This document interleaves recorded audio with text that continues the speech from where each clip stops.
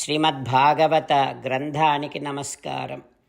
నిగమకల్పతరోర్గళితం ఫలం సుఖముఖాదమృతద్రవ సంయుతం పిబత భాగవతం రసమాలయం ముహురహో రసికా భువి భావుకాః. శ్రీసుఖయోగీంద్రుల వారికి నమస్కారం. యం ప్రవ్రజంతమనుపేతమపేతకృత్యం ద్వైపాయనో విరహకాతర ఆజుహావ పుత్రేతి తన్మయతయా తరవోభినేదుః తం సర్వభూతహృదయం మునిమానతోస్మి. నరనారాయణులకు, చతుర్ముఖ బ్రహ్మకు, సరస్వతీదేవికి, వ్యాస మహర్షుల వారికి నమస్కారం. నారాయణం నమస్కృత్య నరం చైవ నరోత్తమం దేవీం సరస్వతీం వ్యాసం తతో జయం ఉదీరయేత్.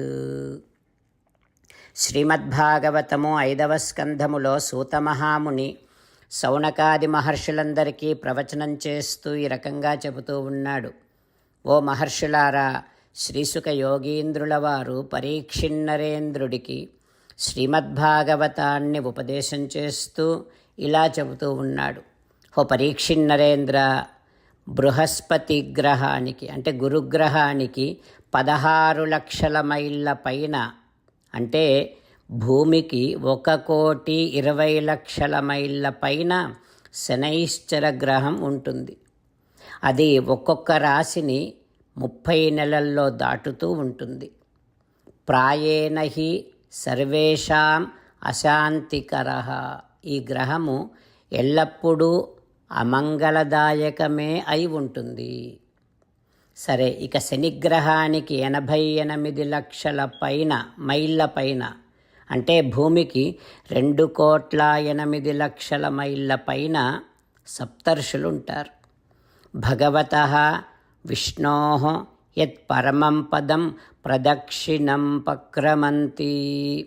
శ్రీ మహావిష్ణువు యొక్క పరమపద స్థానానికి వారు ప్రదక్షిణ చేస్తూ ఉంటారు. లోకానాం శం అనుభావయంతః. సకల లోకాల క్షేమాన్ని కాంక్షిస్తూ ఉంటారు సప్తర్షులు.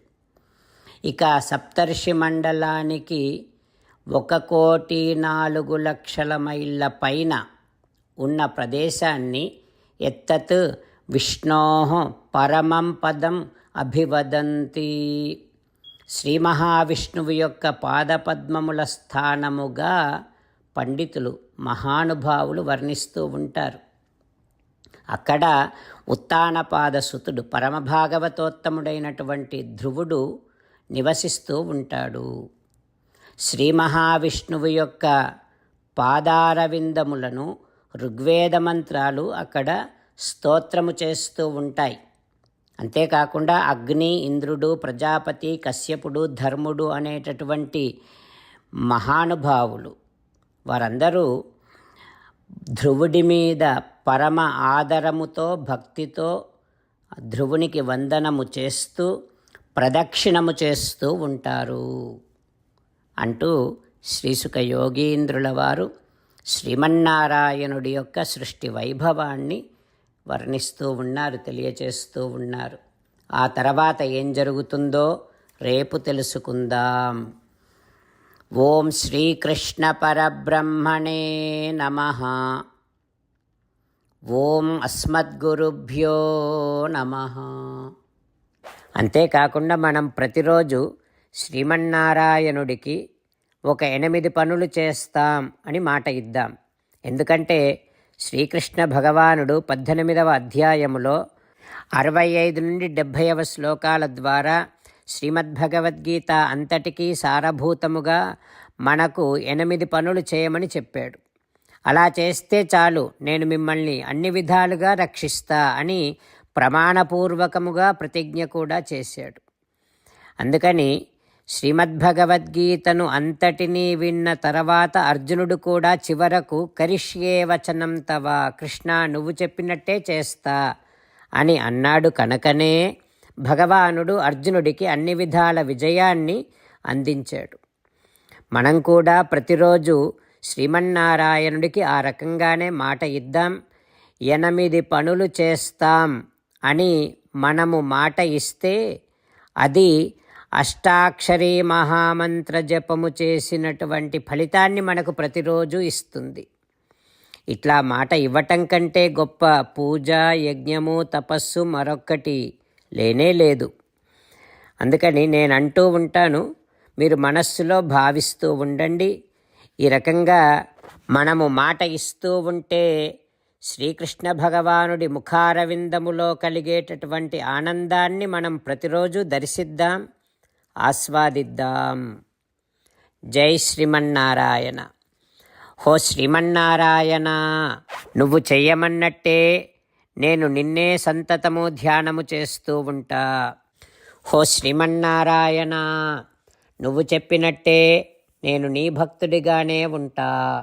హో శ్రీమన్నారాయణ, నువ్వు చెయ్యమన్నట్టే నేను నా విధులను, కర్తవ్యాలను నీ సేవగా, నీ తృప్తి కోసమనే సక్రమంగా నిర్వర్తిస్తూ ఉంటా.